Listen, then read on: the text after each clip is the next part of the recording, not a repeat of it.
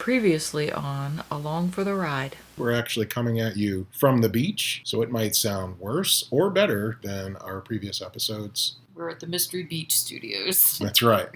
I published a overly long review of Epic on themysterytrain.net. She took a look at that and immediately said, we're going to need to do an episode on this because she has questions. So I don't know what her questions will be, and that's just how we roll on this show. I am looking at the May 6th, 2026 Epic Elvis Presley in concert, an in-depth review.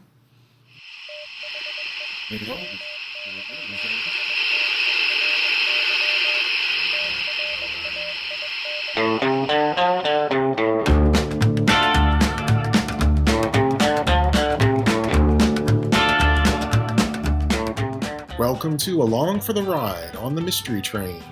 So moving on, you talk about the preacher complaining in Epic, saying the beat, the beat, the beat, which I remember that guy. I remember that footage. Was that kind of a common representative of that time for preachers, or you feel like they got that footage and just sort of wanted to pull it forward and highlight it? I've seen that footage in, I would say, most Elvis documentaries that involve his 1950s career. That footage is usually in there. It's the same footage. It's the same footage. Okay, it's usually the same. Were there Christian groups that objected to Elvis in the 1950s? Yes. Is he used as an example of that? Yes. Was the sole reason or the main reason for the Christian groups because of the way he moved when he danced, or was it the lyrics, or was it the quote-unquote rock and roll? Well, or all the above? I think it was all of the above. Okay. This preacher, for lack of a better word, was really, at least in the clip, I don't know that I've ever seen his entire bit. It's always that same clip. Okay. But he was talking about the beat of the music and how it influenced people. Then you move on to Elvis Presley arrested, which I know you and I have talked about this in one of our prior shows as well.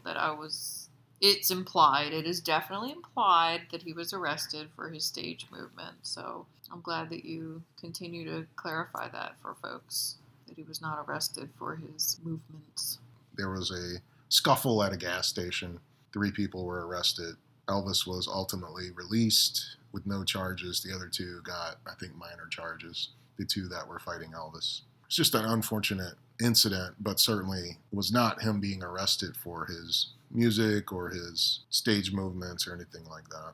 You bring up Luhrmann also trots out the typical high Gardner calling footage from 1956. Yes. I don't know what you're talking about here. What scene are you talking about? So there was a show back then. My understanding, it was local to New York, but I imagine maybe other areas also picked it up. But it was on the NBC, I believe, NBC station in New York City. And it was called the High Gardner Calling Show. The guy's name was High Gardner. Oh, okay. So it was High Gardner Calling. And it was a live call-in show. Elvis was at... Oh, okay. That was where he was on the phone. Yeah, the one where he was on the phone. Oh, okay. So it was obviously to us it's not a big deal. Right. But back then it was a big deal that, here we are, we've got the celebrity here on the phone live with us while we discuss whatever. And Elvis was at the Warwick Hotel in New York. And this was shortly after his appearance on the Steve Allen Show, which was the infamous singing to the hound dog on stage show. It's not that I don't like it. It's just that it's another thing that shows up in every Elvis documentary about the 1950s. And it's a kinescope, which is basically a camera pointed at a television to pick it up. Because obviously there were no VCRs, anything of that nature back then. So it's very distorted looking. And Elvis's forehead looks huge. Considering all the restoration that Epic did, it might have been interesting if they'd figured out how to undistort that image, but they did not.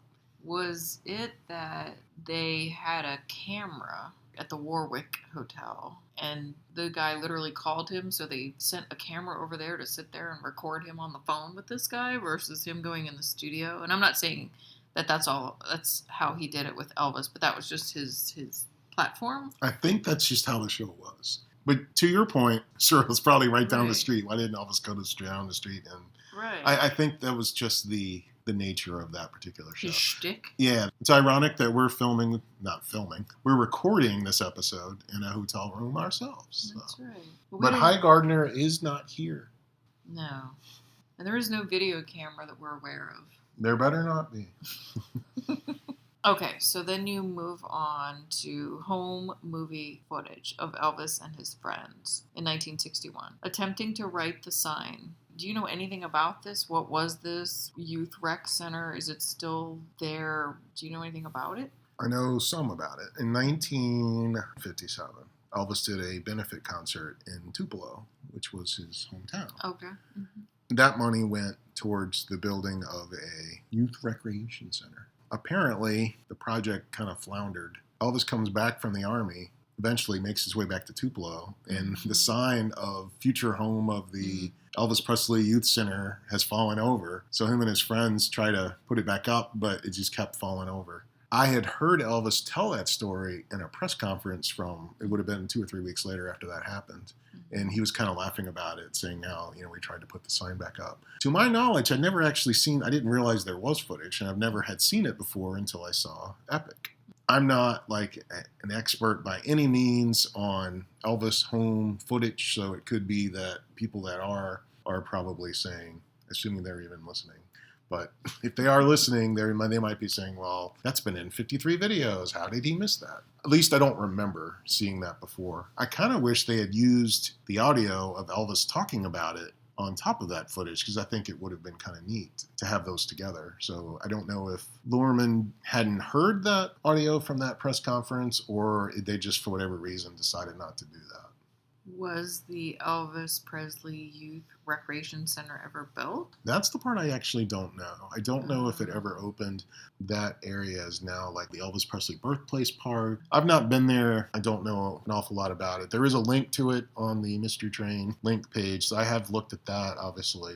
Well, hopefully something was done for the youth. I hope so, since he raised money for it. Right. Like, you always wonder, well, what did the people do with the money that he raised? And that may have been his question as well. All they have is the sign, and it's fallen over, so obviously they're not taking care of business, to use an Elvis phrase.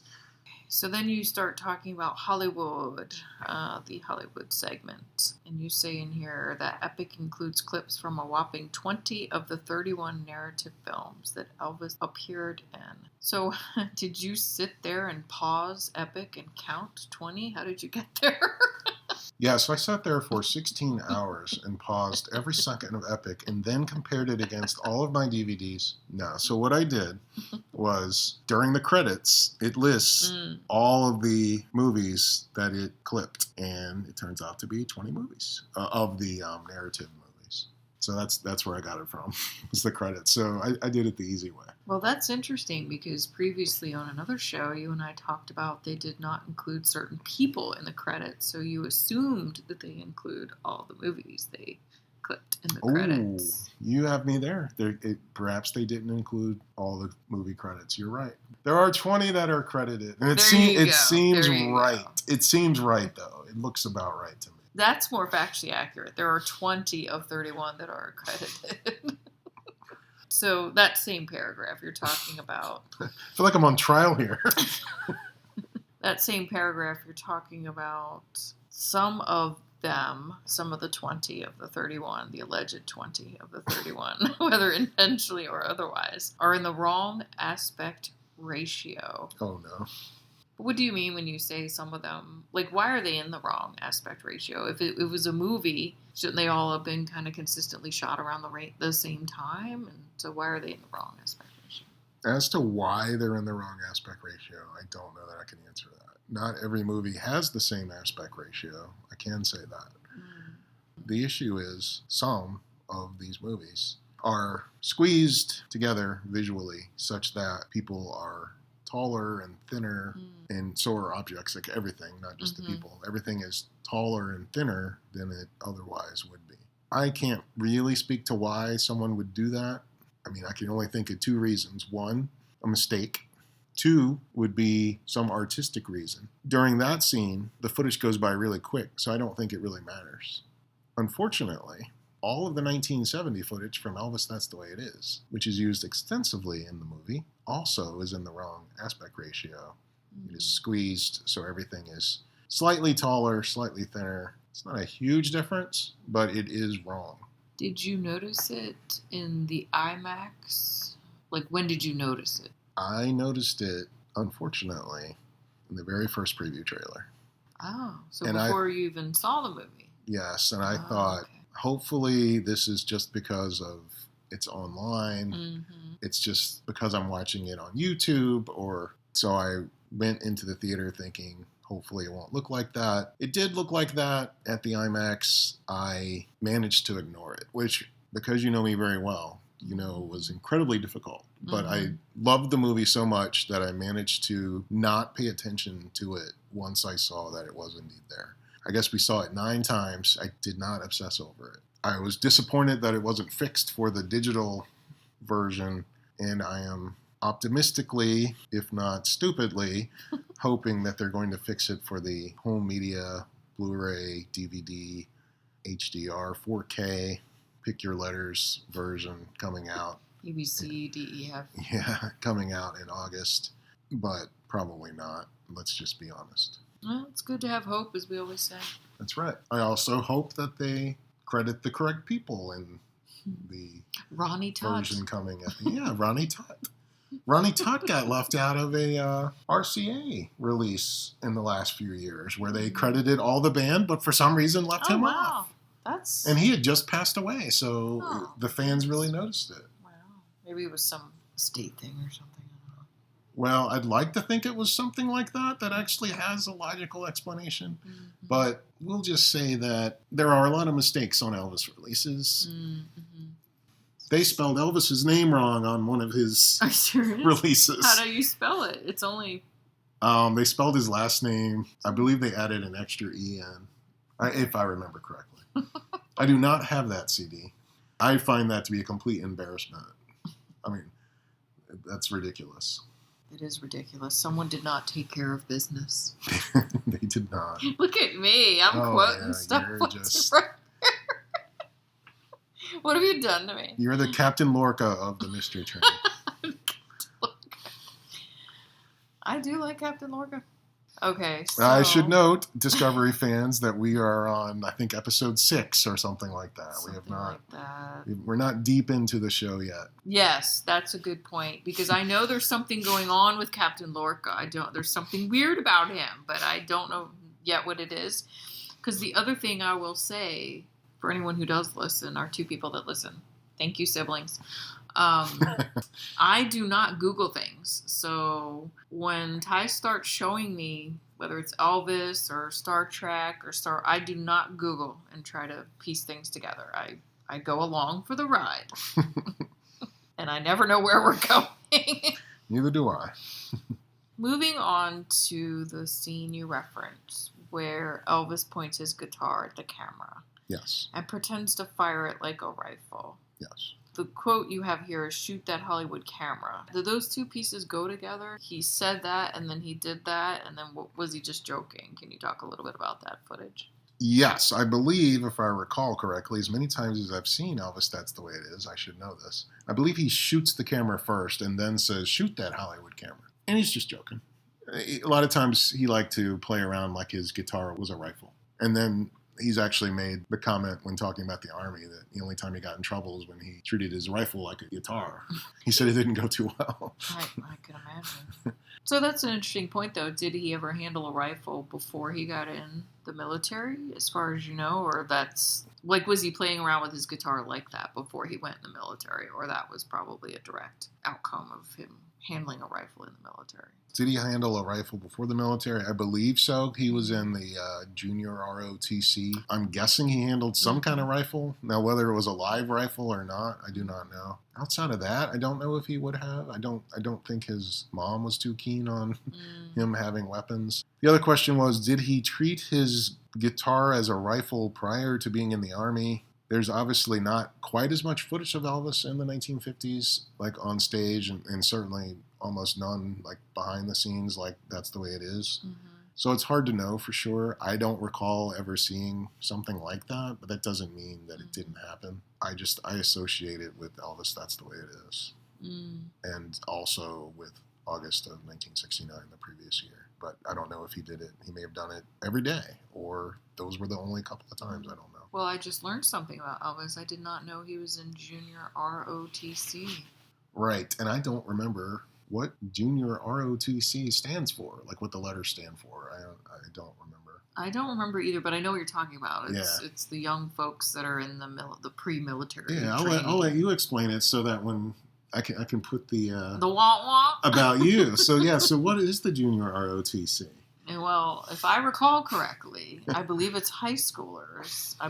High school aged students that receive some level of military training. Might be a strong word, but maybe it's an inappropriate word. I know they wear uniforms. They all wear like military uniforms and drills. They probably do some drills. Reserve Officers Training Corps. And I also wonder if back then when the draft came up, if people that were in the Junior ROTC, were they more likely to be drafted? Were they taken first, so to speak? Were they drafted first versus people that were not in? It's a good question. Just pontification. You bring up the captions in many places throughout Epic, both in Apple and YouTube digital versions, are laughably wrong. So we were just talking about where Elvis said, shoot that Hollywood camera, and the caption claims Elvis says, should be all on camera. I don't know enough about captions and the technology behind it, but shouldn't somebody from the editing team or something go through those? Or am I just really overthinking things? Well, first of all, I don't know how captions are produced on a movie like Epic. Our family, we do tend to use the captions when we watch stuff for a variety of reasons. I can tell you, obviously, Epic's completely different scale than Along for the Ride, but I can tell you that YouTube automatically does a transcript, which is used for the captioning, of Along for the Ride. And then I go back in, most of the time, I go back in and edit that automatically generated transcript to correct it. And it's probably 95% correct, but there's just pieces in it that'll be wrong. Usually it's around things like people's names or like the name of a song. So I try to go back in and correct those most of the time before the episode comes out. But I don't know how it works for Epic. I don't know if they have an auto generation or if someone was actually responsible for typing these out. My initial thought was, maybe this was happening at the platform level, because I believe I first watched it, at least at home, of course. I was using the Apple version, and I thought, I wonder what the YouTube version will show. But YouTube's digital version of Epic and Apple's digital version of Epic have the same captions. So it came out on Paramount Plus streaming recently. Apple and YouTube and Amazon and other platforms where you could purchase or rent it digitally. Well, now Paramount Plus has it where if you have the subscription, you can just watch it. I looked at just a couple of things on the Paramount Plus version just to see if it was any different. The captions, I didn't read all the captions, but I looked at a couple areas such as that one. And it does appear they're using the same wrong captions as the other thing. The aspect ratio, still an issue. The credits, still not crediting people such as Mr. Ronnie Tutt. I'm not sure if I answered the question because I took a long time to say a lot of words that don't necessarily mean anything. I don't remember what the question was. The irony was going to be if all these captions of me talking about captions are wrong. And if so, I might leave them wrong. Wouldn't that be funny? Shoot that Hollywood camera. Should be all on camera.